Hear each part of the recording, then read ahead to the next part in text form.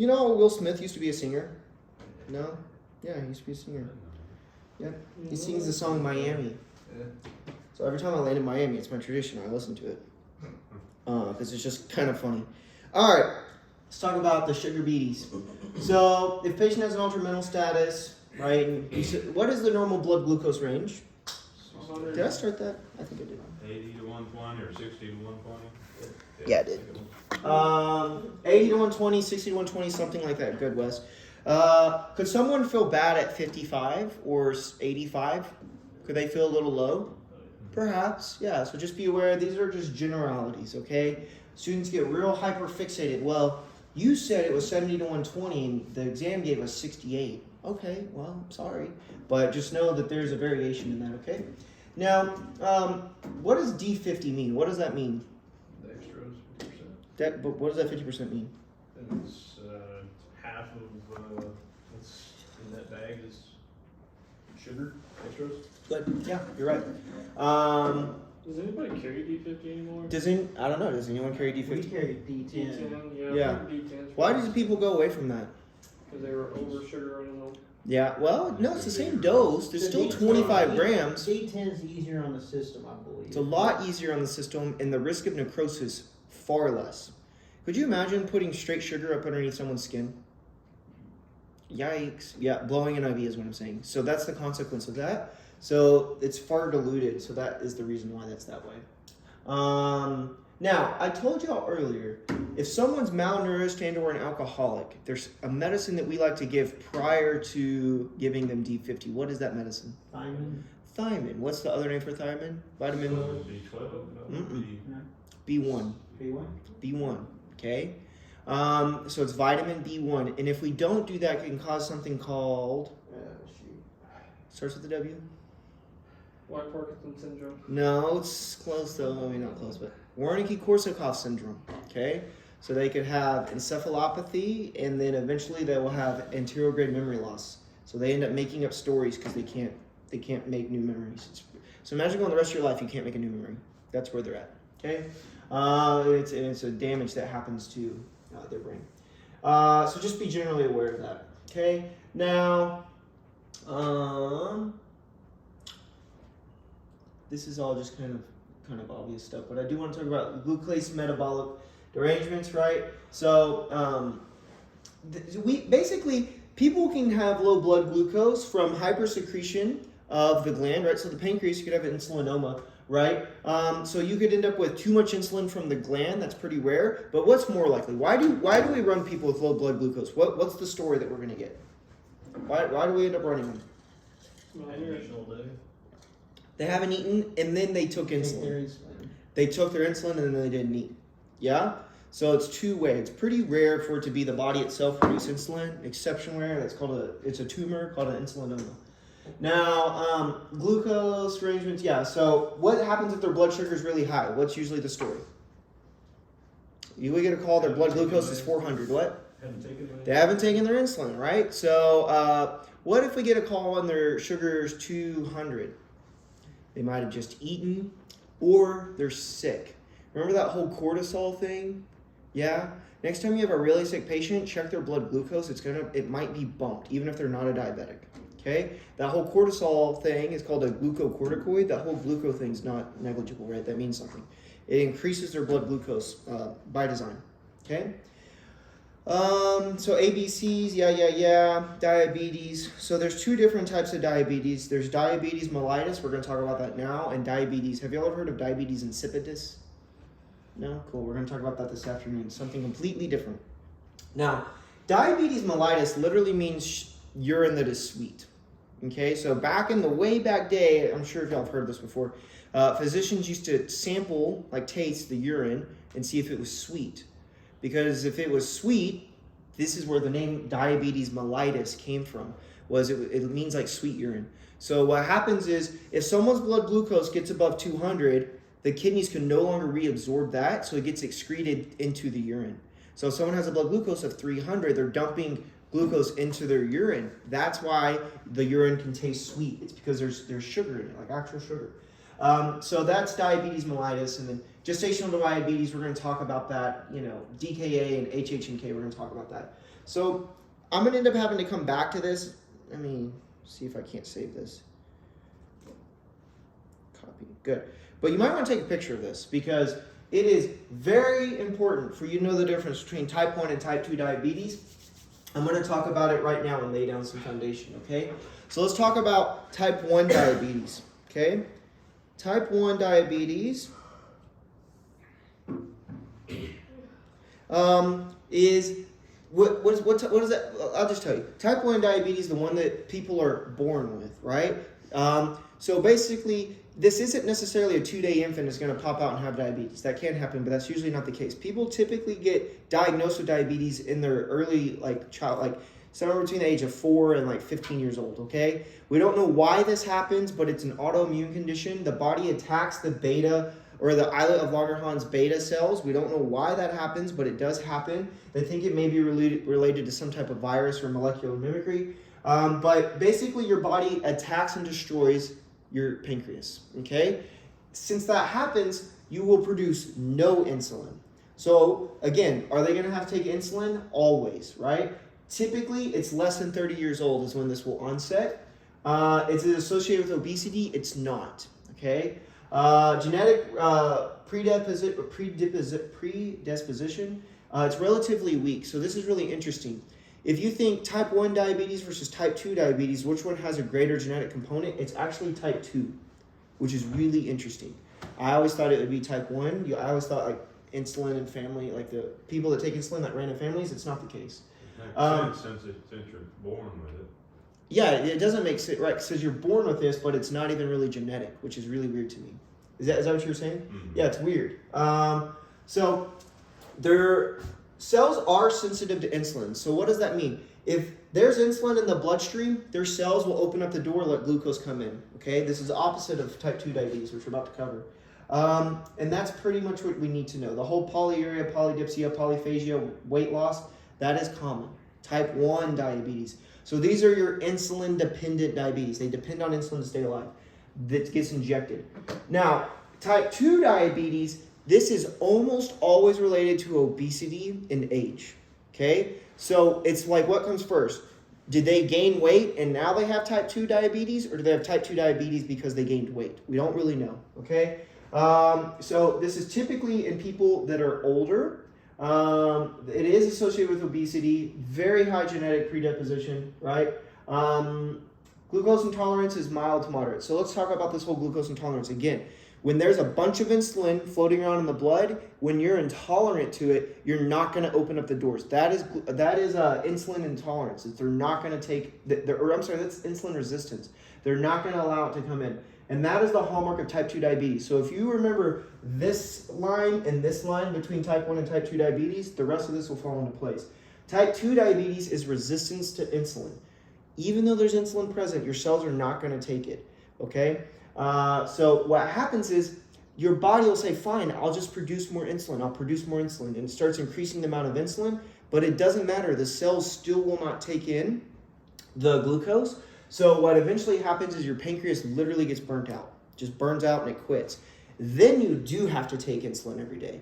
So type 2 diabetes, they start off taking a pill, and then as their disease progresses, they will end up having to take insulin in the last part of their life, okay? So just be aware of the two between these. We'll talk a little bit about some specific pathologies to both, but you do need to know kind of the more paramedic level stuff on that, okay? Now, diabetes mellitus, right? So it's basically when you can't metabolize simple carbs, right? We just talked about that. And we're going to talk about DKA and HNK here pretty soon, okay? But it's the polyuria, polyphagia, polydipsia. I've talked about that. So glucose is the primary fuel for cellular metabolism. As a reminder, glucose gets delivered in the blood to a cell. It goes into the mitochondria. The mitochondria uses oxygen and glucose in the mitochondria to produce ATP. ATP is the currency for energy exchange in the body. So that is what's called oxidative phosphorylation. Now, so let me just read this line to you. So if someone has diabetes, but their pancreas does not produce enough insulin, is that type 1 or type 2 diabetes? The pancreas does not produce enough insulin. It's type 1, guys. It's type 1. Guys, type 1 doesn't diabetes, produce it does any. not produce okay, you could say that, or any, okay, you're right, or any, okay? But the pancreas does not produce any insulin, right? That may be a better word. That would be type 1 diabetes. As compared to the cells do not respond to insulin, that is type 2. Do you see the difference between these now? Okay? One makes insulin and one doesn't. What? Which one doesn't make sense? No, one makes insulin and one doesn't. Yeah, exactly. That's the difference, okay? Yeah, this is stupid. So, good. Kidney failure. So if you can remember one piece of pathology or complication as a result of diabetes, it's going to be that there is vascular disease. We talked about this earlier in renal disease. So when the vessels get jacked up, it's called arteriolosclerosis, right? So protein gets deposited in these vessels, they become hard and they become narrowed. Then the nerves don't get the oxygen that they're supposed to get, so you get neuropathy, right? The kidneys get protein deposits, so you get glomerularitis, right? Or they become sclerotic. Just so you know, the word sclerosis or sclerotic, it means scarring, right? So it's scarred. Whoops. Okay, scarring. Now, so when it becomes scarred, it can't regenerate. So this is why when you go into DaVita dialysis, they're going to be there for diabetes, hypertension, or both. Okay? And then heart disease, right? So this is kind of lipolysis means the splitting of fat. So basically, when your body can't use normal carbohydrates or sugar, it will split fats to produce energy. Of course, more fat in your bloodstream, not good. That's high cholesterol. And basically, you'll have microangiopathy, which means that you have small blood vessel pathology, which restricts blood flow, and you have an increased risk for cystic MI. So remember, women and diabetics present with atypical chest pains, right? They're atypical heart attacks. You go with that? Yeah? Women and diabetics, this is why, okay? The cerebrovascular accidents, right? Again, this all relates back to vascular disease. Of course, you're at a higher risk for stroke, hypertension, because they have vascular disease, because of the diabetes. You have a high risk for peripheral artery disease. You have a high risk for kidney disease. It all relates to the vessels. Further, even the eye stuff, it's not as vascular, but you can end up with cataracts. What's cataracts? Dots in your eyes. What? Dots in your eyes. No? It's like cloudy. It's clouding of the corneas, right? So the clouding, okay? You may be thinking of macular degeneration, which does happen with diabetes, actually. So it's the primary cause of blindness, right? What's retinal detachment? No? Okay. Straight up just So, okay, let's just say this is your awesome paramedic instructor, and he's here, and light is coming into your eye in this direction, okay? So, if this is the back of your eye, but it's magnified, okay? On the back of your eye sits something called the retina, okay? And there's a bunch of cells in here. And basically, light is supposed to focus right here on something called the fovea, okay? So, what happens in retinal detachment, the back layer of the eye, the retina detaches. So it's like this, but then it starts falling like this, and then it'll fall like this, okay? So you'll hear the patient describe the curtain down appearance, because as fluid gets behind this layer, it's going to be pushing it down, okay? And as it's getting pushed down, it's losing its blood supply, so then it dies. So that is a retinal detachment. So the hallmark of this, it's called a curtain down appearance. You know, like at the end of a show, they drop the curtain? You know what I'm saying? That will happen in the patient's eye. Curtain down appearance. Also, they could have flecks of flashes of light in their eye, okay? Is retinal detachment, is there no way to fix that? No, there is a way to fix it. It's just a surgical emergency. What happens is they will come in with a laser and try to zap this to get like, kind of like, what's it when you weld something and it's like a tack weld. Tack weld. They kind of try to tack weld it back up there. And then sometimes too, they'll have to go in here and inject it with silicone to increase the pressure to try to hold it up. Okay? It's a huge deal when this happens. This is a true emergency. a lot of fighters and stuff. Like Yeah. Bill level. Doesn't it make sense though? Like whack. And you can knock that curtain off the back of the eye. And so yeah, like Andrew Tate, you know, top G, you know what I'm saying? He has retinal detachments. And he was told if you get in another fight, you're going to go blind. Okay? So this causes blindness, by the way. So it's a pretty big thing. This also happens to happen in older people, okay? But that's retinal detachment, and you're right. It does happen to fighters, okay? So just real quick on that. Good? Neuropathy, also called neuropathy. I don't care. Tomato, tomato. Loss of sensation and function. So there's this thing called a Charcot-Marie joint, right? So where if a diabetic can't feel their feet and they accidentally kicked a piece of furniture and broke their toes, but they don't know they're broken, can you see that causing a pathology for the patient? Yes. On top of that, is their broken and cut up toe going to heal very quickly when there's not good blood flow? No. So there's this consequence of diabetics in their extremities. They get hurt and they can't heal them very well. So have you ever seen a diabetic with missing digits? That's why. They probably burnt their finger on the stove, didn't realize it, and then it couldn't heal properly. Okay? That's neuropathy.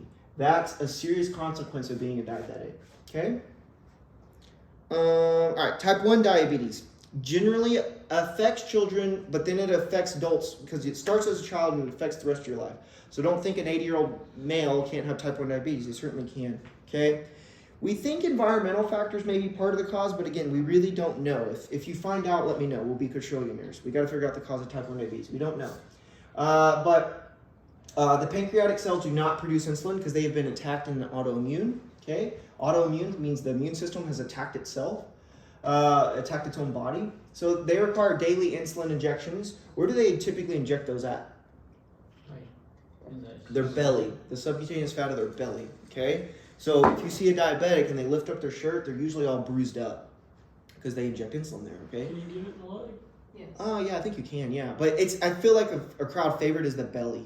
There, here, tops of thighs. Yeah. They're supposed to rotate out sides because you can get scarring and then you can start to get where it doesn't respond as well because it can't go through. But yeah, the backs of the arms, the abdomen, and the tops of thighs. The kid I went to school with, I felt like he always did it in his thighs. Always. Oh, okay. It's probably easier for them. The reason I'm saying this too, and this is a good point, like speaking of kids and people, don't always assume it's abuse, right? Because like they'll have bruises in different stages of healing, and that's the hallmark of abuse, right? So just be aware of that, okay? Strict dietary control must be observed. So they can't go crazy at, Dunkin' Donuts because it's going to raise their sugar really high. And they don't have the insulin needed to lower it. So they have to do like sliding scale insulin and take more insulin themselves, okay? So look for altered mental status changes. We run these patients a lot. My general rule is if someone, of course I want you to know the textbook says that everyone goes to the hospital, but if I come to your house twice in a day, right? I'm going to start the IV on the way to the hospital, and then you're going to go to the hospital. You know what I'm saying? So just keep that in mind. Like if you keep running the same person over and over again and they're adamant, I'm not saying kidnap them, but you may start that D10 while you're going to the hospital, right? Under implied consent. So that's kind of I wouldn't say a best practice, but a hunter practice. So look for sores or infections. Again, type 1 diabetics have delayed healing, and that is a phenomenon to be aware of, okay? Looking here at insulin pumps. Have y'all ever seen an insulin pump? So these are getting smaller and smaller and more advanced where they're talking to smartphones and stuff like that. But this has a astronomical amount of insulin inside of it in cartridges, and it just sends it as needed throughout the day. So just be aware, it's very rare for these to malfunction, but there's a tremendous amount of insulin in these. In fact, they really just don't malfunction anymore. Like they're just really good devices. Maybe in their infancy they would, but be aware. I ran someone once, and I was on a call, and someone ended up freaking cutting the line to this. So if you don't know, the line on these are like it almost looks like fishing wire. It's so thin and it's clear. So you'll have these people that get all amped up in a trauma call and just start cutting up clothes. Don't cut it. Just pay attention to that. It's like cutting fishing wire, so it's really easy to do. Okay. And there's a lot of pumps on the market. Have y'all seen the Libre and like the Dexcoms and stuff like that? Have y'all seen the people wearing those? Here. Yeah, those are really cool. But those are monitoring glucose. They're not giving insulin. They're just monitoring. Actually, it's not even blood. It's interstitial fluid glucose. Okay.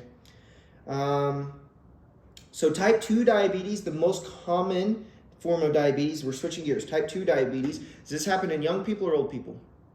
Older. Skinny or fat?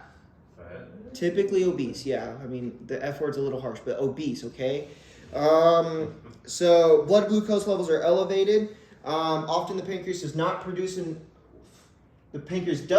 enough insulin, but the body cannot effectively use it. So it's cellular resistance to insulin is the pathology on this. Again, type 2 diabetes equals cellular resistance to insulin.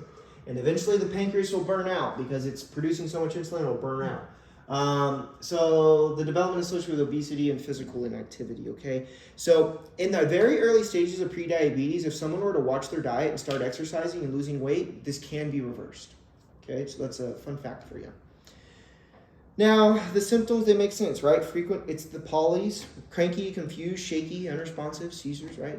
All that makes sense that you could have these with type 2 diabetes. In the management, weight loss helps control the disease, and food intake must be spread throughout the day, so they can't just, again, eat a bunch of Dunkin' Donuts in the morning and be fine. But they're going to take medication, and eventually they're going to have to take insulin daily, okay? So know that almost everyone will start out on oral pills, and then they will end up having to take insulin later on in their life, if or when they live that long, okay?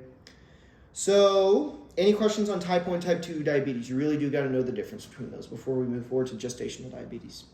Good? Good, Dylan? I love it. You love it. Good. You love diabetes? You want diabetes? No. Okay. I'm learning about it. So let's talk about pre-diabetes. Have y'all ever heard of the A1C? Not Detroit Avenue, but you know what I'm saying? Like A1C? Yeah? You know what I'm saying? You know them? Yeah. I think that's A1A actually. Yeah. Detroit Avenue, yeah. Okay, so A1C is talking about, this is actually interesting, I'll explain it really quick. So we know we have red blood cells and they last 120 days each, right? Well, there's a specific red blood cell we can find in lab test called the A1C. It's like wearing this little hat that says A1C. And what happens is A1C tends to grow really rapidly when there's a sugary environment. So it grows under glycosylation. So when our blood sugar is always high, you're going to have a lot of A1C because they only like to grow in a sugary environment. When your blood sugar is normal, it's going to be really low. So what happens is we monitor this to screen people for diabetes. If their A1C is really high, that means their blood sugar has been really high over the last 120 days. So this is commonly measured as a precursor to diabetes, okay? Another way you can do this is like a single reading above 200 means diabetes, okay? Fasting or not. And there's a couple other rules. Like like A1C level 200? No, I'm saying a finger stick glucose above 200, a single Just a reading. random finger stick. Yeah, Oh, so above it's not 200 like- is type 2 diabetes. So, or diabetes, I should say. Okay. Now, again, this affects 1 out of 3 U.S. adults, right? And 84% are unaware of the status. Holy cow, right? And I'm telling you how bad diabetes is for us. And 84% of these people, right, don't know. So really, you're talking, probably 2 out of 10 Americans in the United States don't know that they have diabetes. Like, what? That's big. So just be aware, this is a big deal, okay? Without intervention, pre-diabetes is 1 out of 3, but without intervention, this will go into type 2 diabetes, okay? So yeah, we measured that whole A1C thing, and it's a red blood cell that likes to grow in sugary environments. Now, the risk factors for prediabetes is being overweight, age over 45 years old, a parent or sibling with type 2 diabetes, physical inactivity, gestational diabetes, we're about to talk about that, and polycystic ovarian syndrome. This almost only happens to obese people, obese females get PCOS, okay? So it's just the way it works. Let me read this one. All right. So let's talk about have y'all ever heard of gestational diabetes? What does gestational diabetes sound like to you, Matt? That'd be like a pregnant female. Mm-hmm. Pregnant female getting diabetes, right?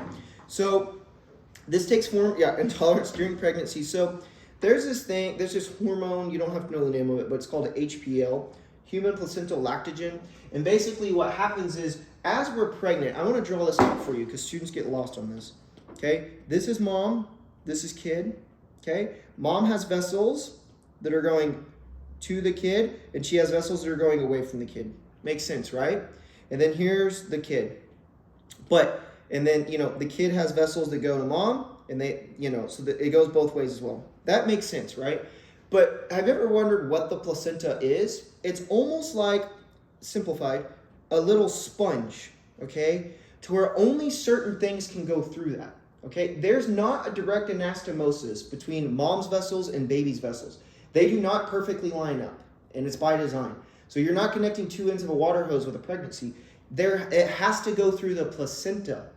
And there's some things that will go through the placenta. One of them is glucose. One of them that will not go through there is insulin. Another thing that will go through there is oxygen, CO2, but another thing that will not go through there is red blood cells. The mom and baby's blood should not be mixing. There are certain antigens, syphilis, stuff like that, that will go through there. Viruses will, but there's certain bacteria that will not. And you don't need to know the names of all of these, but I'm just letting you know that is what the placenta is, and it'll make sense why the mom needs to do this. So I told you glucose will go through there, but insulin will not go through the placenta, okay? So here's how this works. The mom has to be generous enough to send some of her glucose down to the baby. So what she has to do before the insulin takes it and pushes it into the cells is she has to have cellular resistance to insulin. So interestingly, the mom will, if she increases her HPL, which normally happens in pregnancy, then she'll have a slightly raised blood glucose that pushes glucose to the baby. And if that doesn't happen, so what happens is if this HPL goes too high, she has cellular resistance to insulin. What is cellular resistance to insulin? It's type 2 diabetes. So she can end up with gestational diabetes. Now, this